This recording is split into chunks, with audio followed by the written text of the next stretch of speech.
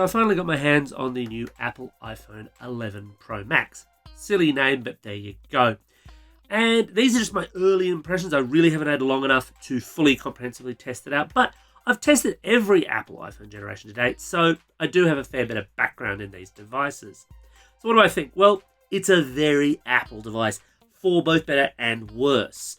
What do I mean by that? Well, the design is very iPhone. I mean, leaving aside the cameras, which obviously is a new design element, it looks mostly like an iPhone. It doesn't have the word iPhone on the back, if that really matters to you. But otherwise, the colour and the style and the layout, they're all very, very Apple. And if you're comfortable with that, that is great. You will really enjoy this. You'll have no problems transitioning to it. In pure power terms, the A13 Bionic certainly seems to deliver the goods. Again, really early days of my testing, but no complaints here. And there really shouldn't be for a phone of this price.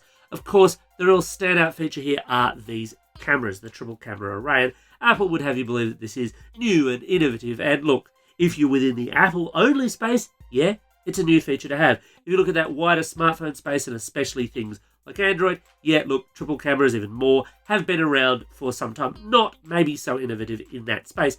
But then there is that thing of, look, there's innovation, and then there's utility. And this is something I think Apple generally gets right. They've made the cameras quite easy to use. I've really only had a short amount of testing time, and I'll throw a few samples in here from the ultra-wide, wide, and telephoto lenses, so you can kind of see what it's capable of, but I'm still in those early testing phases. So far, mostly so good. You can't really overdo it on the portrait effects, though.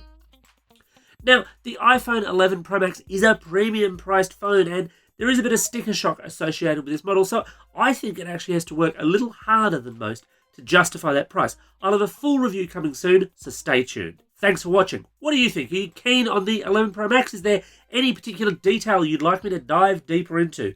Let me know in the comments below. Thanks for watching, and don't forget to hit like and subscribe.